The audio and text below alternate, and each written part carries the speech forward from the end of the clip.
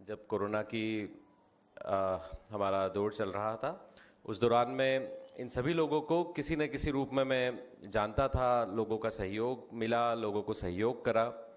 एक बड़ी जिम्मेदारी जो है विधायक जी और कलेक्टर साहब ने मुझे दे दी थी उस दौरान में कि जब हम रेमडेसिविर इंजेक्शन को लेकर बड़ा परेशान हो रहे थे, तो माता रानी की कुछ ऐसी कृपा बनी थी उस समय कि जिस दिन से मैंने जवाबदारी ली थी उसके 2 दिन बाद से सारी व्यवस्थाएं हमारी ठीक हो गई थी। इतने इंजेक्शन हमको कम से कम मिलने लगे थे कि बहुत हद तक हम लोगों की पूर्तियां कर पाए थे।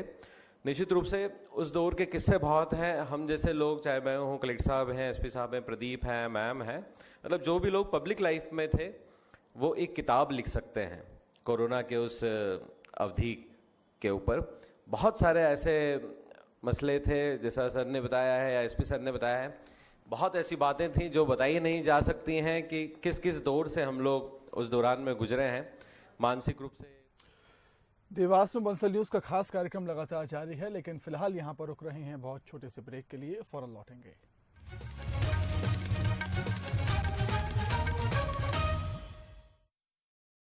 राजा जी, प्रजा पूछे हमसे कौन सी है नई चाय, क्या है दाम? कड़क पत्ती चाय, सही दाम, लाल राजा इसका नाम, कहो प्रजा से, पियो शान से। दौड़ेगा भागेगा, बाबा ऑल सीजन्स के लिए कुछ भी करेगा। I am a man of all season. सब बनेंगे फॉलोवर्स, सब बनेंगे फैन, इस तरह वायरलेस का फील्ड में जश्न का ये जश्न है, राष्ट्रीय इलायची जश्न का जश्न। MDH किचन किंग मसाले को किंग क्यों कहते हैं? अगर MDH का किचन किंग किचन में हो तो हम सब कुछ बना सकते हैं। बैंगन का भरता, आलू गोभी, भिंडी मसाला, मिक्स वेजिटेबल, मटर पनीर और भी बहुत कुछ। ये तो मैजिक है। बहुत बढ़िया। Like magic. अपनाएं आयुर्वेदिक रूप मंत्रा। इसमें है क्यूकम्बर के प्योर एक्सट्रैक्ट्स जो नेचुरली चेहरे को मॉइस्चराइज रखे, ताकि पिंपल्स और डेड स्किन जैसी प्रॉब्लम से मिले रिलीफ। रूप मंत्रा आयुर्वेदिक फेस वॉश, ये कोई कॉस्मेटिक नहीं, आयुर्वेदिक औषधि है। अरे आ जाऊंगा मेरे भाई, तू बोल तो सही कहाँ आना है मुझे। हाँ बता कितने बजे आना है। ठीक है। अरे ये क्या कर रही हो तुम, ये क्या कर रही हो तुम? घी खा के मोटा हो जाऊंगा मैं। किसने कहा घी खाने से मोटे होते? वैसे भी सिर्फ मैं प्रेग्नेंट नहीं हूँ, हम प्रेग्नेंट हैं। प्योराश्योर घी और डेयरी व्हाइटनर मिल्क पाउडर, माँ के प्यार से, मिलावट से दूर, भरोसे से भरपूर। प्योराश्योर, प्योर भी श्योर भी।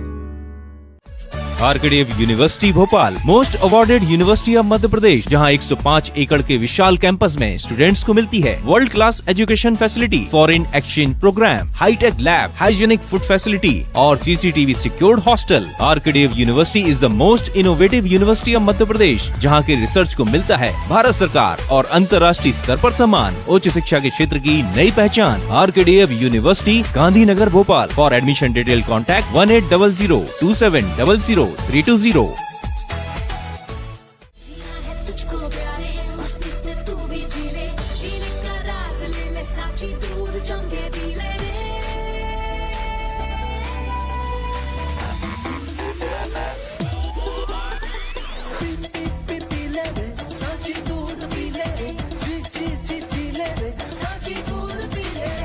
सारी नकली चीजें साची दूध पी ले रे, पी ले रे, साची दूध पी ले रे। Rabindranath Tagore University, formerly known as ISECT University, the pioneers in skill development with focus on creating industry-ready professionals. Join India's premier skill-based university, Rabindranath Tagore University.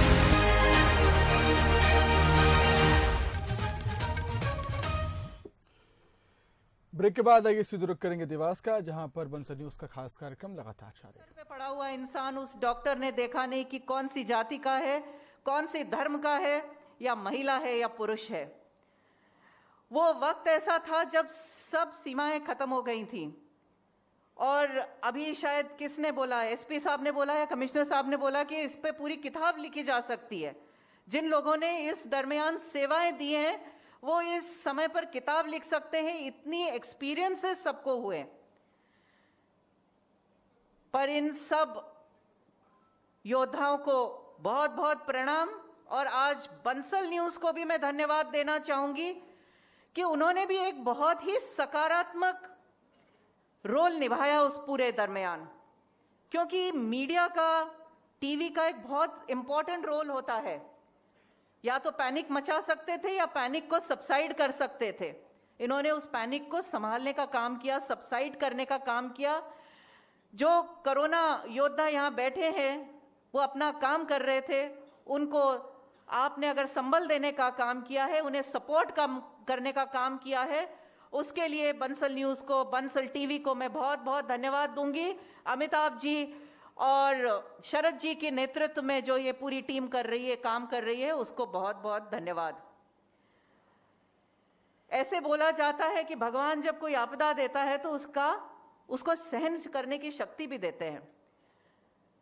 पहाड़ों में जहां डॉक्टर्स नहीं पहुंच सकते हैं या आपदा होती है तो मदद की आशा करना बहुत मुश्किल होता है। मैं बचपन में पहाड़ों में पढ़ी हूं, इसलिए मुझे मालूम है जहरीले कांटों के पेड़ जहां उगते हैं उनके पास ही भगवान ने उसकी दवाई का पौधा उगाया होता है। तो जहां पर जैसे ही वो जहरीला कांटा किसी को लगा तो वहां के पहाड़ी लोग उसके पास की पत्तियां तोड़ के दवाई की उस पर रगड़ लेते थे।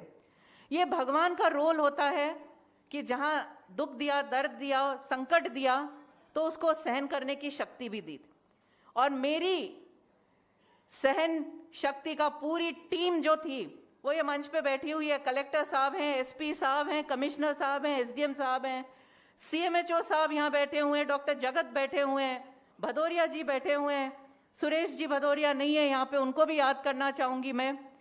बहुत सपोर्ट रहा अमलतास हॉस्पिटल का, इन सब लोगों का साथ रहा, एक टीम के रूप में सबने काम किया। इस मुश्किल घड़ी में सब लोगों ने साथ मिलके काम किया। जैसे कलेक्टर साहब ने वो पल याद दिलाया तो मुझे एकदम उस क्षण का याद आया जब ऑक्सीजन खत्म हो गया था। सीएम साहब हमारे मुख्यमंत्री जी, उनको फोन करके तुरंत मैंने अवगत कराया था, तो मुख्यमंत्री जी रात को भी जग रहे थे, फोन उन्होंने अटेंड किया और रात को उन्होंने इस चीज को मॉनिटर किया कि कैसे ऑक्सीजन हम तक पहुंच सके। ऐसा कुशल नेतृत्व भोपाल में बैठा था, इसलिए हम लोगों की भी हिम्मत थी कि हम लोग भी काम कर सके और इस समय को हम हरा सके। पर इसके साथ ही हमें याद रखना है कि कोरोना कम हुआ है, खत्म नहीं हुआ है। अभी भी सोशल डिस्टेंसिंग, मास्क पहनना, सैनिटाइजर यूज करना, अपने बच्चों को बचाना, यह हमारा कर्तव्य है। और इसी कर्तव्य का पालन करते हुए हमारी इसी टीम ने, किसी ने उल्लेख नहीं किया उसका, पर इसी टीम ने वैक्सीनेशन लगाने में भी देवास को नंबर 1 पे लाए थे। देवास पहला नगर निगम था जो फर्स्ट डोज 100% खत्म किया था हमने लगाकर, तो देवास ने वो भी मुकाम पाया था। देवास ने कोरोना की दूसरी लहर में भी जंग छेड़ी थी और जीते थे। और देवास अद्भुत शहर है, उसकी बातें करने जाओ तो मैं पूरी शाम ले सकती हूँ और मुझे 2 मिनट का टाइम दिया गया है। देवास मेरे दिल में बसता है, उसके बारे में बात करने जाऊं तो फिर बहुत लंबी बात होगी। देवास हमारे संस्कृति का शहर है, देवास हमारे कुमार गंधर्व जी का है, देवास हमारे प्रफुल्ल गहलोत जी का है आज, जिन्होंने अपनी कला का प्रदर्शन यहाँ पे किया।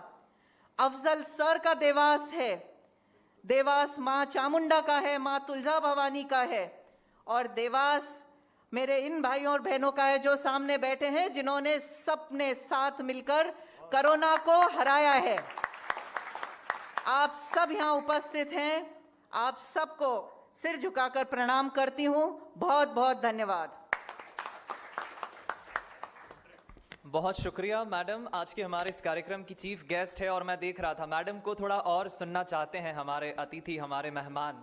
तो अब बिना किसी देरी के उस श्रृंखला की तरफ हम आगे बढ़ते हैं, जिसे हम लाइव टेलीकास्ट तो ये पूरा प्रोग्राम आप बंसल न्यूज पर देख ही रहे हैं। अक्सर आप इंटरव्यूज को, डिस्कशंस को टेलीविजन पर, टीवी पे देखते हैं, लेकिन आज यहाँ पर उपस्थित मेहमान लाइव इंटरेक्शन देखेंगे, एक चर्चा देखेंगे हमारे आज की चीफ गेस्ट और देवास की विधायक श्रीमती गायत्री राजे पवार के साथ। तो मैं सभी सम्मानीय अतिथियों से सम्मान पूर्वक ये आग्रह करूंगा कि आप सभी नीचे फ्रंट सीट्स पर जो रिक्त सीटें हैं आप वहां पर बैठे और मंच से सारी कुर्सियां हटा दी जाए। और अब उस सेशन की तरफ, उस श्रृंखला की तरफ हम आगे बढ़ रहे हैं जिसका इंतजार आप कर रहे हैं। देवास प्राइड अवार्ड, कुछ ही देर बाद इस इंटरेक्शन के बाद, चर्चा के बाद हम फेलिसिटेशन सेरेमनी की तरफ, सम्मान सेरेमनी की तरफ हम आगे बढ़ेंगे। कुछ पुलिसकर्मी हैं उसमें, कुछ समाज सेवी हैं, कुछ फ्रंटलाइन वर्कर्स हैं, सभी हैं। हमने हर क्षेत्र से कुछ चुनिंदा लोगों को चुना है उनकी जिम्मेदारी, उनके उस दायित्व के लिए। लेकिन उससे पहले देवास के विजन को लेकर और देवास के आने वाले भविष्य को लेकर जनप्रतिनिधि यहाँ पर क्या सोचते हैं, क्या विजन है उनके, क्या प्लानिंग्स हैं, क्या तजुर्बे रहे हैं, और भी अलग अलग ऐसे ही तमाम सवालों पर, तमाम मसलों पर ये चर्चा होगी। बंसल न्यूज हेड शरद द्विवेदी और हमारे आज के इस कार्यक्रम की मुख्य अतिथि कहें, चीफ गेस्ट हम कहें, श्रीमती गायत्री राजे पवार मैडम के बीच। एक बार आप सभी से मेरा आग्रह, जो हमारे मेहमान वहां पर खड़े हैं, आप पीछे की तरफ अगर आपको सीट मिलती है, रिक्त सीटें, तो वहां बैठ सकते हैं। और अब बिना किसी देरी के मैं चाहूंगा इस चर्चा की शुरुआत हो। उसके पहले एक बार जोरदार तालियों के साथ इस इंटरेक्शन की आप शुरुआत करें।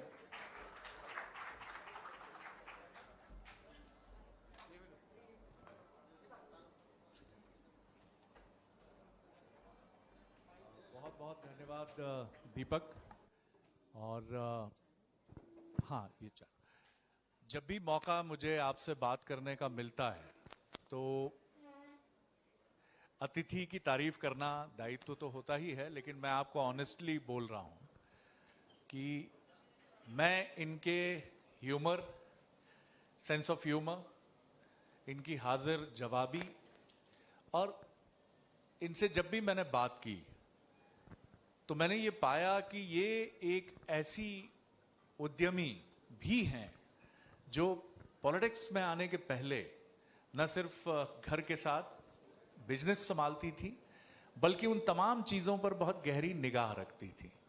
देखिए, यही वो बात है जो महिलाओं के प्रति हमें आदर से बहुत भरती है।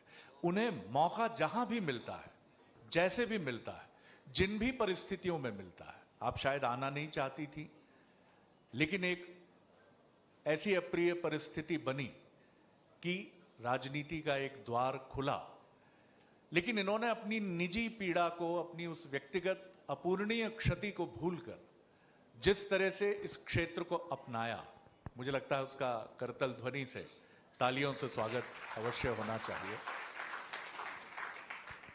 हम टेलीविजन या जर्नलिस्ट जो बात करते हैं उसको लेकर एक बात बार बार कही जाती है कि बड़े ट्रेडिशनल सवाल होते हैं। आज मैं थोड़ा सा कोशिश करूंगा कि उन पारंपरिक प्रश्नों के साथ कुछ ऐसे प्रश्न भी आपके सामने रखूं जो इनको भी लगे कि हाँ, कुछ अलग प्रश्न हैं, और आपको भी अच्छा लगे जो यहाँ बैठे हैं और सुनने आए हैं। पहाड़ों में आप रही हैं, ये हम मेरे लिए भी सूचना थी, एक ब्रेकिंग न्यूज थी। तो मैं जरूर जानना चाहूंगा आपसे, पहाड़ों से आपका क्या रिश्ता रहा। और बहुत सुंदर आपने बात की कि कांटों के साथ औषधि भी मौजूद रहती, तो थोड़ा सा अपने बारे में बताइए, पहाड़ों का वो दौर क्या था? शरद जी, मेरा एजुकेशन नैनीताल के स्कूल में हुआ है, बोर्डिंग स्कूल में। तो मैं पूरा, मेरी स्कूलिंग नैनीताल में हुई है, इसीलिए मेरा बचपन थोड़ा पहाड़ों में बीता है। तो आपने देखा उस दौर को भी। ये जो ऑब्जर्वेशन आपका था, ये उन्हीं स्कूली डेज में आपको समझ आया था? क्या वहां कभी चोट लगी थी कि आपको चोट लगी? बिल्कुल बिल्कुल। उस टाइम खेलते हुए कभी भी इस कांटे से खरोच आ जाती थी तो बहुत इचिंग होती है। तो बताया जाता था कि उसी के पास में एक पौधा होता है, उसकी पत्ती मसल के आप उस जगह पे लगा लें आपके पैर पे, तो तुरंत से ठीक हो जाता है। तो उसी टाइम से ये मालूम था कि अगर भगवान परेशानी देते हैं तो उसका रास्ता भी पास में ही है, बस ढूंढने मात्र की देर है।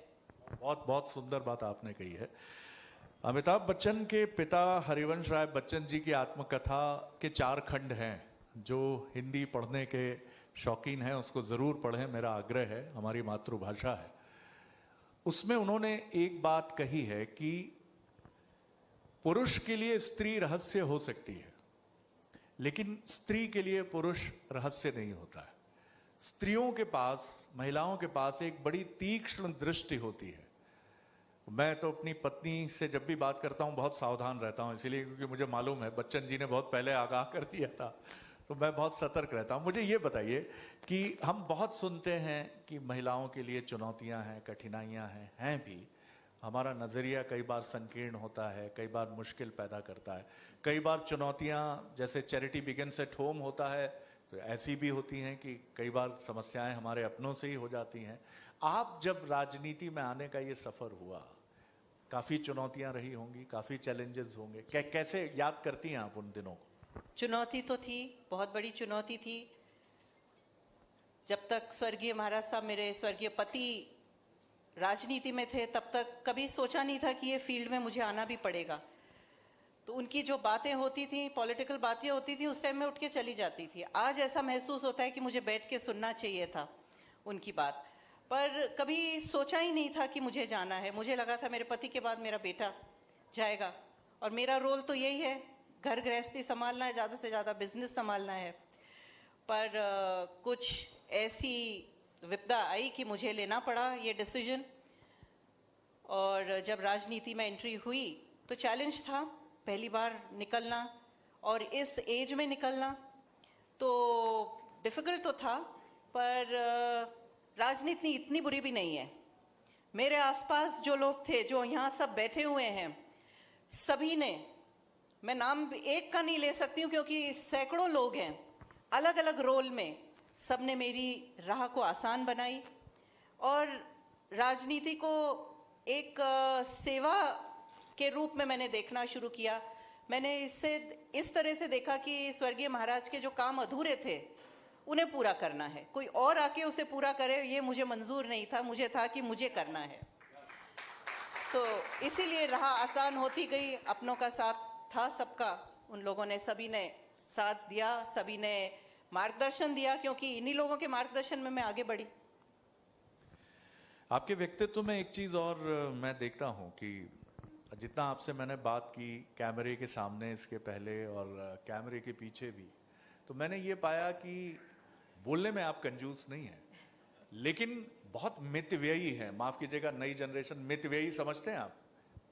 हाँ, तो आपने सर हिलाया तो मुझे समझ आया। मितव्ययी मतलब कि बहुत संभल कर, नाप तौल कर बोलना। तो ये आपकी अपनी ग्रूमिंग है? आपको लगता है कि बहुत ज्यादा बोलना ठीक बात नहीं है? हम लोग तो बहुत बोलते हैं, इसीलिए फंसते भी हैं। नहीं, ऐसी बात नहीं है, मैं भी बहुत बोलती हूँ। मेरे बच्चे मुझे हमेशा से टोकते हैं, माँ जरा कम बोला करो। तो मुझे मालूम है कि मैं ज़्यादा बोलती हूँ, तो बोलने में मैं, जैसे आपने बोला, कंजूसी बिल्कुल नहीं करती हूँ। और सोच समझ के बोलना तो शायद हर एजुकेटेड इंसान की एक फितरत होती है कि सोच समझ के बोलना चाहिए। इस सवाल का जवाब अगर आप देना चाहें तो दें, नहीं तो आप बिल्कुल, मैं ये नहीं कह सकता कि कोई ऑप्शन मैं आपको दे रहा हूं, क्योंकि आप बीइंग एन इंडिविजुअल, एक dignified politician, it is up to you madam कि आप बोलना चाहें ना बोलना चाहें। कभी बड़ा गुस्सा आया हम पुरुषों के बिहेवियर पे, कहीं कहीं भी नाम ना लें, कोट ना करें, कभी ऐसा लगा कि ये टिपिकल स्टीरियोटाइप ऑर्थोडॉक्स पुरुष हैं? बहुत बार, बहुत बार होता है कि महिला समझ के ये मान लिया जाता है कि ये नहीं काम कर सकेंगे, और पर उसके साथ ही वही काम करके उनको दिखाने के बाद उनका एक्सप्रेशन देखने में भी बहुत मजा आता है। वाह वाह, तो यानी करके दिखा दीजिए, फिर हमारा चेहरा देखिए कि कितना लटक जाता है। मुझे लगता है ये यही था बिटवीन द लाइंस, जिसको हम जर्नलिज्म में कहते हैं।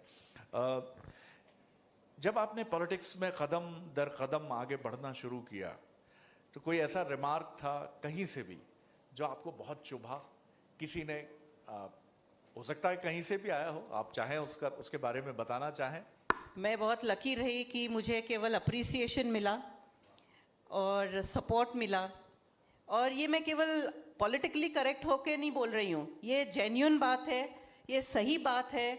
सभी ने बहुत सपोर्ट किया, बहुत इनकरेज किया, और शायद वही मेरी ताकत रही आगे बढ़ने के लिए। बहुत अच्छी बात है, बहुत अच्छी बात है। आपका नजरिया काफी सकारात्मक है इसको लेके। ये सवाल भी आप चाहें तो इसका जवाब दें आप। राजनीति को लेकर हम सबकी अपनी राय है, मेरी भी राय है, यहां बैठे हुए हर व्यक्ति की राय है। आपको क्या लगता है कि पॉलिटिशियंस की इमेज क्या है लोगों के मन में? पॉलिटिशियंस की इमेज लोगों के मन में मुझे नहीं लगता बहुत अच्छी है, पर ये बहुत गलत है।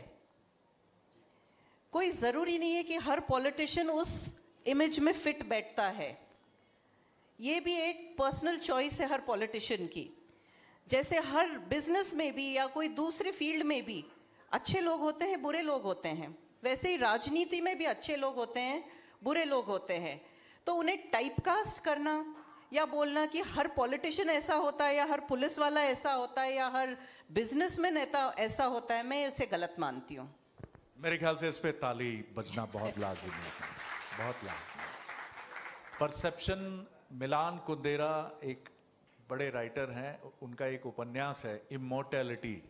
उसमें उन्होंने कहा है कि आज यथार्थ से ज्यादा ताकतवर छवि है, और मुझे लगता है हर युग में image is much more stronger than the reality.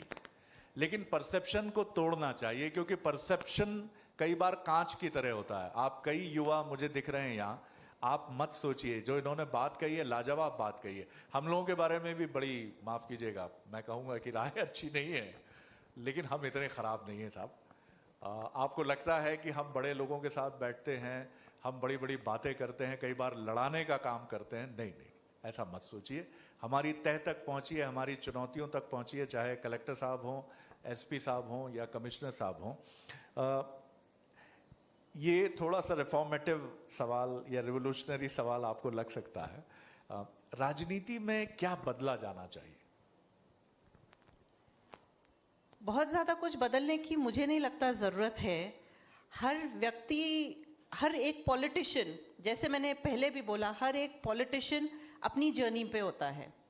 तो अगर किसी को बदलना है तो उस व्यक्ति को बदलना है आपको, या उस पर्टिकुलर पॉइंट ऑफ व्यू को बदलना है। मुझे नहीं लगता कि राजनीति ऑन द होल बदलनी चाहिए या बदली जाएगी कभी। वो तो एक एक की व्यक्तिगत सोच है, व्यक्तिगत बिहेवियर है, या व्यक्तिगत काम करने का तरीका है, उसे बदला जाना चाहिए। कभी कभी क्या होता है, एक तरह के काम करने वाले लोग एक साथ अगर दिख जाते हैं तो लगता है कि समय खराब चल रहा है या समय, राजनीति खराब हो गई है। राजनीति खराब नहीं हुई है, उसी टाइम के कुछ ज्यादा लोग इकट्ठा होकर खराब काम कर रहे हैं। हो सकता है अगले 5 साल में आपके पास एक ऐसा हर्ड आए जो बहुत अच्छा काम करेगा, तब आप जरूर याद से बोलना कि राजनीति सुधर गई है। क्या बात। फिर एक आशा से भरा हुआ जवाब। आपका एक इंटरव्यू जो मैंने किया था और आपके घर पर किया था, तो मैंने आपकी बिटिया को देखा था, और जब मैं उनसे मिला था तो इतना समझ में आ जाता है कि इनकी ग्रूमिंग कैसी हुई है। वो बहुत फुल ऑफ लाइफ मुझे लगी, और बहुत ही इंडिपेंडेंट, और बहुत ही। आज की युवा पीढ़ी को लेकर आप क्या सोचती हैं? क्योंकि परसेप्शन हमारी जनरेशन का जो 50 के नज़दीक पहुंच चुकी है, उसका ये मानना है कि ये बच्चे, खासतौर से मिडिल क्लास और हायर मिडिल क्लास के बच्चे, माफ़ कीजिएगा मुझे आप लोग, कि ये करियरिस्ट हैं, ये करियरवादी हैं घोर। इनको ये पूछना है, जैसे मैं अपने बेटे को देखता हूँ कई बार, तो वो कहता है क्या आपकी डिबेट्स होती हैं, क्या आप बात करते हैं। एक परसेप्शन है, सच है झूठ है, वो टाइम लगेगा उसमें। आप क्या आज की यंग जनरेशन को आप अकाउंटेबल मानती हैं देश के प्रति, खासतौर से शहरी मध्यम वर्ग और उच्च मध्यम वर्ग के बच्चों को? देखिए शरद जी, मैं मानती हूँ बच्चों को फ्रीडम तो देना चाहिए, पर एक कंट्रोल्ड एनवायरनमेंट में वो फ्रीडम देना पेरेंट्स को बहुत ज़रूरी है। क्योंकि बच्चे बच्चे हैं, उनके पास एक्सपीरियंस नहीं है, आपके पास एक्सपीरियंस है एज पेरेंट्स, तो उन्हें थोड़ा सा कंट्रोल्ड फ्रीडम दीजिए। जहाँ ज़रूरत है पीछे खींचिए, जहाँ आगे बढ़ रहे हैं अच्छी तरह से उन्हें इनकरेज कीजिए। तो एक कंट्रोल्ड फ्रीडम देना बहुत ज़रूरी है उनको। इस तरह का एनवायरनमेंट जिस बच्चे को मिलता है, वो बच्चा तो बहुत अच्छे से आगे बढ़ता है, उसकी ग्रोथ अच्छी होती है। पर हम टोटल फ्रीडम दे देते हैं without control, without guidance. Control नहीं बोलूंगी मैं, शायद मैं गलत हूं word, guidance, freedom with total guidance. तो गाइड करते हुए उस बच्चे को आप फ्रीडम देंगे तो उस बच्चे का फ्यूचर अलग होगा। पर अगर आप बिल्कुल गाइड नहीं करेंगे और टोटल फ्रीडम दे देंगे तो वो बच्चा अगर रास्ता भटकेगा तो ये उतनी ही पेरेंट्स की जिम्मेदारी है, मैं मानती हूँ, बच्चे की तो बिल्कुल नहीं है।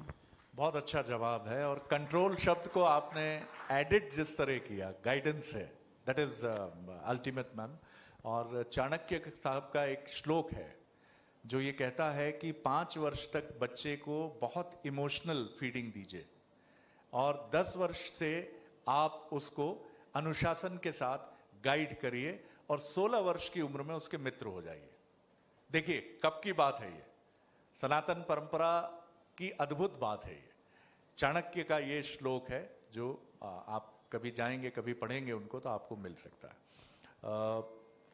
एंगर मैनेजमेंट पे बहुत बात होती है।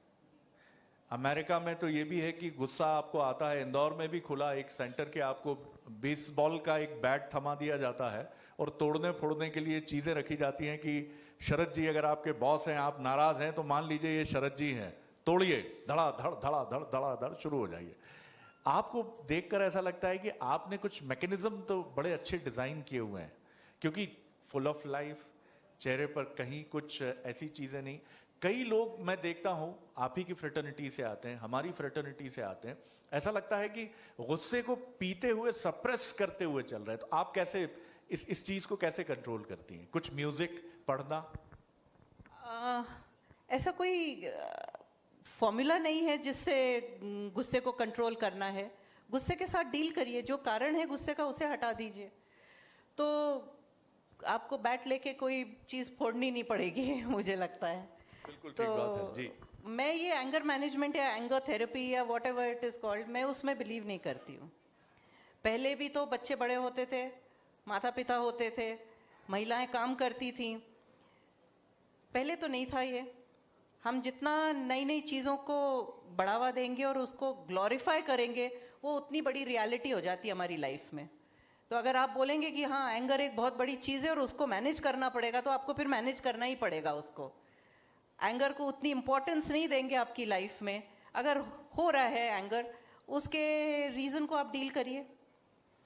तो मैं उसको ग्लोरीफाई नहीं करना चाहूंगी एंगर को। ये भी बहुत बहुत अच्छा जवाब है। ये एक मनोचिकित्सक की तरह दिया गया जवाब है कि आप उसको ग्लोरीफाई मत कीजिए। मैंने बरसों पहले सुधा चंद्रन फिल्म एक्ट्रेस हैं, उनका इंटरव्यू किया था। मैंने उनसे पूछा आपके भविष्य के सपने क्या है, तो उनका जवाब था कि I accept life as it comes. बहुत सिंपल उत्तर था, लेकिन मुझे बहुत अच्छा लगा। अब मैं कुछ 2-3 राजनीतिक सवाल करके मैं आगे बढ़ूंगा। आपका देवास आप किस तरह से देखती हैं? आप घंटों बोल सकती हैं देवास पर, आपको क्या लगता है देवास कैसा होना चाहिए? बहुत सुंदर तो है ही, और बेहतर और रिसोर्सफुल कैसे? देवास हमारा इंदौर, उज्जैन और भोपाल के बीच में है। देवास इंदौर से 1 घंटा दूर है, उज्जैन से 1 घंटा दूर है, बिल्कुल हम सैंडविच्ड हैं बीच में। पर उसके बावजूद भी देवास ने अपना कैरेक्टर कभी नहीं खोया। इंदौर में कोरोना बहुत बुरी स्थिति में था, उज्जैन कोरोना बहुत बुरी स्थिति में था, पर देवास में कोरोना कभी उतनी बुरी स्थिति में नहीं हुआ, दोनों लहरों में। तो देवास कहीं ना कहीं अपना कैरेक्टर हमेशा से संभाले हुए है। एक जो देवास का चरित्र है वो हमेशा से बहुत स्ट्रांग रहा है, देवास का अस्तित्व बहुत स्ट्रांग रहा है। तो मैं मानती हूँ उसका फायदा हमें उठाना है और उसी को हमें वैसा ही रखना है। उसे हमें दिल्ली बंबई नहीं बनाना है, हमें देवास ही रखना है। पर उसके साथ हमें सब विकास के काम यहाँ लाने हैं, विकास करके सुविधाएं लानी है। बेसिक सुविधाएं जो पहले नहीं थी वो आ चुकी हैं। अब और प्रोग्रेसिव लाइफ हो सके बच्चों की, महिलाओं की, पुरुषों की, उसके लिए जो भी करना है, हमारे माननीय मुख्यमंत्री जी कोई भी विकास का काम उनके सामने हम ले जाकर रखते हैं, कभी कोई चीज के लिए मना नहीं होता है। आज देवास में नया कलेक्ट्रेट बनने जा रहा है, तहसील कार्यालय नया बनने जा रहा है, बस स्टैंड नया बनने जा रहा है। हम बहुत सारे विकास के काम कर रहे हैं। हमारा न्यू रोड बन रहा है, पूरा एबी रोड हम नया बनाकर हम लोगों के बीच में देने वाले हैं। तो बहुत विकास के कार्य हो रहे हैं, लोगों को सुविधाएं हमें देने का काम कर रहे हैं। हम देवास ऐसा बनाना चाहते हैं कि देवास से लोग भागकर इंदौर नहीं जाएं। बहुत पहले जब मैं आई थी देवास शादी होके, उस वक्त एक छोटी चीज के लिए हमें इंदौर दौड़ना पड़ता था। आज वो हालत नहीं है। हमें देवास को आत्मनिर्भर करना है, हमें देवास को आगे बढ़ाना है, उसे उसके एक खुद के स्वरूप में निखारना है। हमें कोई डुप्लीकेट इंदौर नहीं बनाना है, हमें कोई डुप्लीकेट बॉम्बे नहीं बनाना है कि हमें मल्टी स्टोरीज खड़ी करके यहाँ पे एक प्रोग्रेसिव या मॉडर्न शहर बनाने के लिए केवल एक मल्टी स्टोरीज हम खड़ी करना शुरू कर दें। नहीं, हमें देवास के चरित्र को वैसा ही रखते हुए सब सुविधाओं से लोगों को सभी सुविधाएं उपलब्ध करानी है और जिंदगी बेहतर बनानी है, ताकि इंदौर के लोग बोलें कि अब रिटायरमेंट में देवास चलो। देवास क्या बात है, क्या बात है, बहुत बहुत सुंदर बात है। और इसमें सबसे मौलिक बात मुझे ये लगी कि हमें कॉपी नहीं करना है इंदौर को। ये बहुत अच्छी बात है कि एक लाइट एंड साउंड शो हो, ये मेरे मन की बात है कुमार गंधर्व जी पर।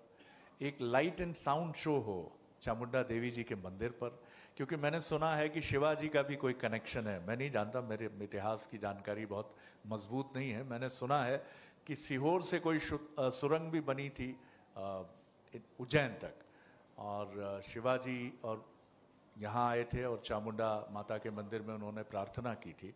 तो ये बिल्कुल बहुत सुंदर बात है कि देवास का अपना चरित्र है। लेकिन कुछ देवास के निवासी मुझसे कहते हैं कि हमारी एक कमजोरी तो नहीं कहूंगा मैं उसको, लेकिन हम ज्यादा नहीं चाहते। लेकिन क्या आपको लगता है कि this is the right time, this is the high time कि देवास मांगे मोर? देवास मांग रहा है और मिल भी रहा है। अभी मैंने गिनाया आपको कि क्या क्या देवास को मिल रहा है। हमारा जो एक मीठा तालाब है उसका सौंदर्यीकरण होने जा रहा है, नया बस स्टैंड बन रहा है, नया कलेक्ट्रेट बन रहा है, नगर निगम की बिल्डिंग नई बनकर तैयार है, रास्ते सब हमारे सुधर गए हैं। एबी रोड जो हमारा बीच पूरे देवास के बीचों बीच से जाता है, उसके टेंडर्स हो गए हैं, वो नया बन के तैयार होगा। अगले 2 साल में आपको एक देवास का नया स्वरूप देखने को मिलेगा, ये मेरा वादा है। बहुत, मुझे लगता है ये बहुत उम्मीद की बात है और हम बहुत शुभकामनाएं देते हैं। मैं कंक्लूड कर रहा हूं इस सवाल से। मुख्यमंत्री जी शिवराज जी काफ़ी कमिटेड और बहुत हम्बल और डाउन टू अर्थ उनका अप्रोच है, और जितना हम समझते हैं और जितना हमने देखा है कि आपके प्रति बहुत सम्मान है उनके मन में, तो हम उम्मीद करें कि देवास को इसका पूरा लाभ मिलेगा, क्योंकि मुख्यमंत्री जी से सीधी बातचीत, सीधे देवास की योजनाओं की मंजूरी, और यही शायद आपका आत्मविश्वास खनक कर बोल रहा है कि 2 साल बाद आइए और देवास को देखिए और फिर कहिए। ये मेरा आत्मविश्वास माननीय मुख्यमंत्री जी के कारण ही है, वो ही मेरी शक्ति है। इसीलिए मैं बोल पाती हूँ कि मैं ये काम हो जाएंगे देवास में। देवास 2 साल के बाद एक अलग स्वरूप में दिखेगा, देवास में विकास होगा, देवास बेहतरी की तरफ जाएगा। ये अगर मैं बोल पाती हूँ तो ये केवल माननीय मुख्यमंत्री श्री शिवराज सिंह जी चौहान के कारण बोल पाती हूँ। बहुत बहुत अच्छी बात है। बस मैं ख़त्म कर रहा हूँ इस सवाल से, क्योंकि हमें भी पूछना चाहिए। जब मैंने आपसे पूछा कि पॉलिटिशियन के लिए राय क्या है, तो हम लोगों को और क्या बेहतर करना चाहिए? पत्रकारों के लिए क्या करना चाहिए? हमें कैसे और बेहतर होना चाहिए? क्या आपको लगता है कि हम जो अपनी जिम्मेदारी निभा रहे हैं उसमें कुछ चीज़ें और ऐड ऑन होनी चाहिए? डेवलपमेंट जर्नलिज्म, ये आरोप लगता है कि टेलीविज़न या डिजिटल मीडिया में गांव नहीं है भारत के, ग्रामीण भारत टेलीविज़न का हिस्सा नहीं है। उसके पीछे विज्ञापन का भी गणित बताया जाता है, मार्केट फोर्सेस का भी प्रेशर बताया जाता है, तमाम चीज़ें चमकती हुई नज़र आती हैं, लेकिन न किसानों की कहानियां हैं, न उनकी पीड़ा है, न उनकी सक्सेस स्टोरीज है। आप सहमत हैं इससे? मैं मानती हूँ कि समय बदल रहा है और इतनी भी बुरी स्थिति नहीं है। टीवी सब पहुँच चुके हैं ग्रामीण में। आज गांव का हर छोटा बड़ा बच्चा या किसान, सबके पास फ़ोन है, सब फेसबुक चलाते हैं, सोशल मीडिया से जुड़े हुए हैं, और समय बदल रहा है, बहुत तेज़ी से बदल रहा है। और फिर से मैं बोलूँगी, आने वाले कुछ समय में एक बहुत ही अलग ये पूरा जो सीन आपने बोला, इसे हम बदला हुआ पाएंगे। मैं बहुत शुभकामनाएं देता हूं और बहुत धन्यवाद करता हूं। और देवास के बारे में सबने उस नंबर के लिए बड़ी उत्सुकता दर्शाई है। मैं एक रहस्य उद्घाटन और करता हूं कि मैं अपनी टीम के साथ एक बार देवास जिले के एक ग्रामीण इलाके में था, तो मुझे बताया गया कि 150 साल पहले ज्योतिषियों की एक पूरी कुटुंब श्रृंखला वाराणसी शिफ्ट हुई थी। एंड वो लोग बाद में वाराणसी के, बनारस के बहुत ही लीडिंग ज्योतिषी के रूप में बदले। तो आपका ये देवास बहुत अद्भुत है साहब, स्पिरिचुअली भी, काम करने के लिहाज से भी, उन सारी चीजों को एक्सप्लोर कीजिए। बल्कि मेरा तो हम्बल सबमिशन है कि एक ज्योतिष विश्वविद्यालय भी अगर देवास में शुरू हो, क्योंकि ये आपने इनहेरिट किया हुआ है, आपकी विरासत में है ये परंपरा, तो ये चीज आगे बढ़ेगी वैज्ञानिक तरीके से, तो इसमें कोई कठिनाई नहीं है। मैं टीम को आमंत्रित करूंगा। बहुत धन्यवाद मैम। धन्यवाद शरद जी। बहुत शानदार कन्वर्सेशन रहा, मुझे तो बहुत मजा आया, आप लोगों को भी अच्छा ही लगा होगा। कि प्रेजेंटेशन पार्ट के लिए मैं आमंत्रित करता हूं, क्योंकि हम अब गौरवान्वित होंगे आप सभी के मैडम के हाथों से, जो हमारे और मुअज्जिज मेहमान हैं उनके हाथों से। कोरोना में जो बहुत ज़बरदस्त काम किया है, CMHO सर मेरे सामने हैं, बहुत बात उनकी हुई। बहुत बधाई सर आपको, आपकी टीम को, कि जिस तरह मैडम ने कहा कि इंदौर और तमाम आसपास के एडजेसेंट ज़िलों में जो स्थिति थी, देवास ने उसको संभाल के रखा। तो क्रेडिट गोज़ टू आपको, आपकी टीम को, जो मेरे सामने आप शानदार ऑफिसर्स हैं। बहुत बधाई प्रेजेंटेशन के लिए। चलिए बहुत शुक्रिया मैडम। और मैं समझता हूँ बहुत अलग चर्चा हुई है। अक्सर आप टीवी एंकर्स को हमें या टीवी चैनलों पे मैडम को अलग अलग स्टेटमेंट देते सुनते हैं कि मैडम बैठक में क्या हुआ, सीएम साहब के साथ क्या बातें हुई, मैडम वर्चुअल मीटिंग में क्या सार निकल के आया। लेकिन मैडम के जीवन के, पर्सनल जीवन के, निजी जीवन की कुछ बातें मैडम ने बताई। राजनीति में आने का मैडम ने सोचा नहीं था, लेकिन जब आई तो कितनी कठिनाई हुई, मैडम का क्या विजन है। तमाम सवालों के बहुत ही बखूबी से मैडम ने जवाब दिए, उसके लिए बहुत शुक्रिया। और चलिए अब आगे बढ़ते हैं फेलिसिटेशन सेरेमनी की तरफ, सम्मान सेरेमनी की तरफ। मैं हमारे सभी मेहमानों से एक बार पुनः आग्रह करूंगा, मयंक जी, कलेक्टर सर, आयुक्त सर, SP सर, पुलिस अधीक्षक सर, जिला अध्यक्ष सर, आपसे भी, हमारे जितने भी मेहमान हैं अनिल सर, आपसे भी, प्रेस क्लब के पूर्व अध्यक्ष, आप सभी, और कांग्रेस की नेता हमारी पूर्व महापौर रेखा मैडम, आप सभी सम्मानीय मेहमानों से मैं आग्रह करूंगा मंच पर आए, ताकि हम हमारे आज के उन योद्धाओं को, उन कोरोना वीरों को हम सम्मानित कर सकें, उन्हें प्रोत्साहित कर सकें उनकी सेवा के लिए। आगे के संचालन के लिए मैं अपनी सहयोगी शुभागी सिंह और हमारे देवास के जाबाज हमारे संवाददाता अमिताभ जी से मैं आग्रह करूंगा कि अब फेलिसिटेशन सेरेमनी को आगे बढ़ाएं। मैं CMHO सर आपसे भी आग्रह करूंगा, सर मंच पर आए सर, आप भी।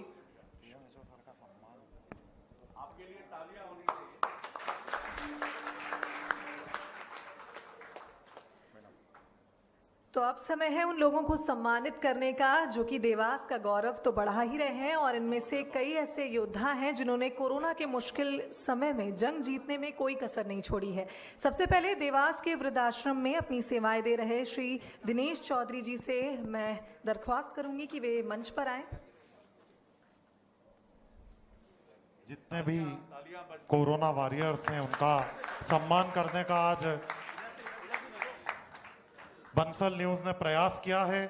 जैसा कि पुलिस अधीक्षक महोदय ने कहा था कि सभी कोरोना वॉरियर हैं, सभी को सम्मानित कर पाना संभव नहीं है, लेकिन हमारे बीच दिनेश जी चौधरी हैं, वृद्धाश्रम में वृद्धों की देखभाल करते हैं। जोरदार तालियां बजाकर इनका स्वागत करें। जो बुजुर्ग लोग अपने अंतिम पड़ाव पर वृद्धाश्रम में रह रहे हैं, उनका देखभाल करने का काम दिनेश चौधरी जी करते हैं। ऐसे शख्स को हम सम्मानित करने जा रहे हैं। श्री नयन कानूनगो जी, जो सामाजिक संस्था मित्रा के माध्यम से लोगों की सेवा करना और पर्यावरण के प्रति जागरूक करने का काम करते हैं।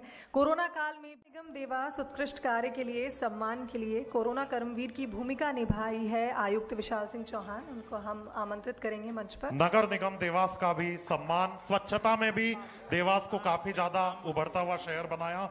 जोरदार ताली बजाकर आयुक्त विशाल सिंह जी के लिए जोरदार तालियां विधायक जी के हाथों आज सम्मानित हो रहे हैं।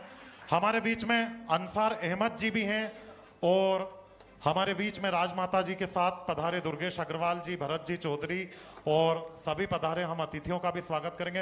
अंसार अहमद जी को भी हम बुलाना चाहेंगे मंच पर कि कोरोना काल में उन्होंने उत्कृष्ट सेवाएं दी, उन्हें बंसल न्यूज सम्मानित करता है मंच पर। और विधायक जी के साथ जो पधारे सभी अतिथि हैं उनका भी सम्मान है। और अब बागली और कन्नौज से सम्मानित होने वाले हमारे साथियों के मैं नाम लूंगी। अमित व्यास, जनपद सीईओ बागली। कोरोना काल में उन्होंने उत्कृष्ट कार्य किया है और शासन की योजनाओं को जनता तक पहुंचाया है। श्री अमित व्यास जी जो जनपद हैं,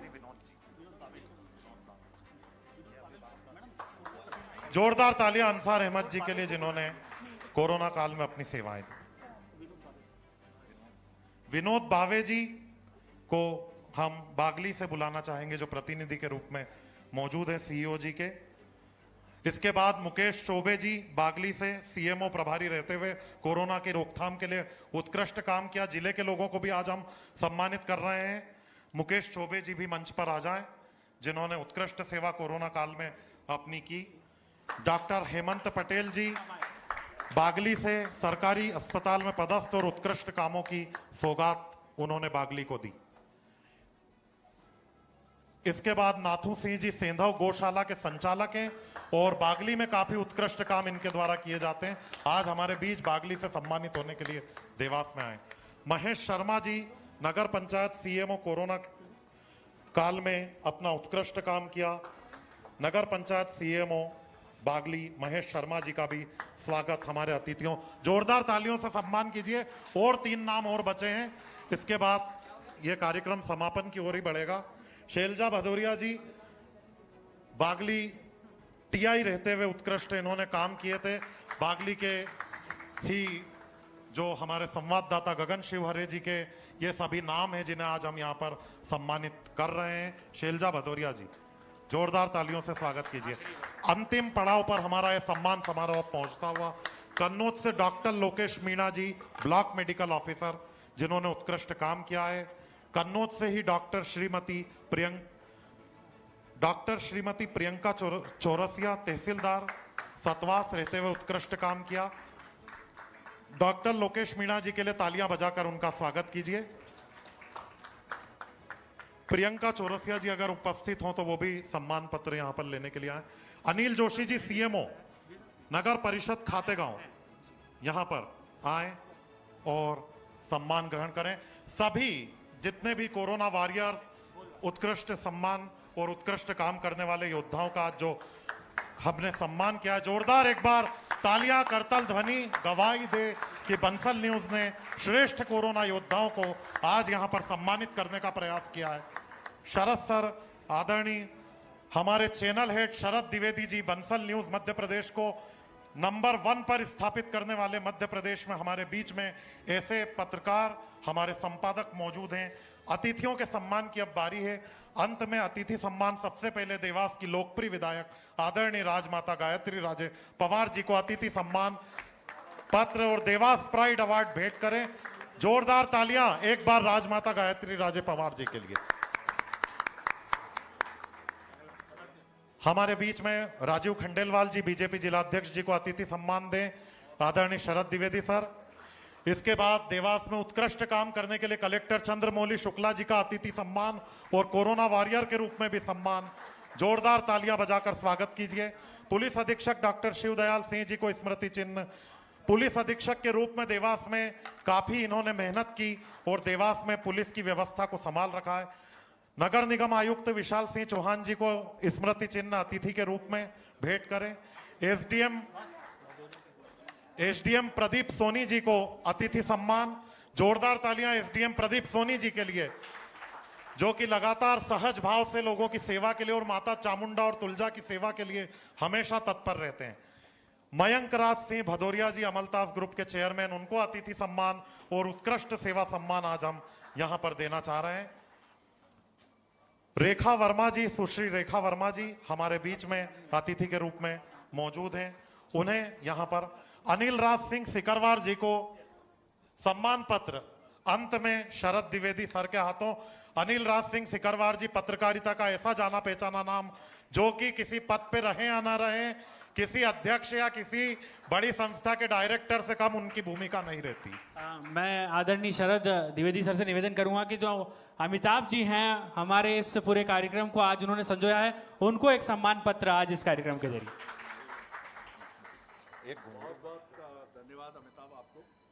और एक शादी से कम नहीं होता है ये कार्यक्रम।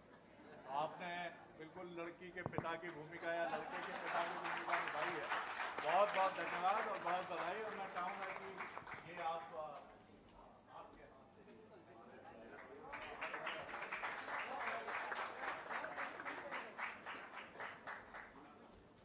Vote of thanks. घुंघरू नृत्य एकेडमी से भी हमारे बीच में बालिकाएं मौजूद है जिन्होंने सुंदर नृत्य की प्रस्तुति दी थी। तो देवास में बंसल न्यूज का खास कार्यक्रम यहां पर संपन्न हुआ है। इसी के साथ ही आप देखते रहिए बंसल न्यूज। नमस्कार।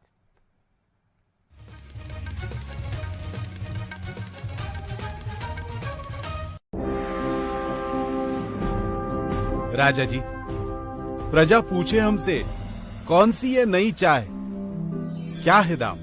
कड़क पत्ती चाय, सही दाम। लाल राजा इसका नाम, कहो प्रजा से, पियो शान से।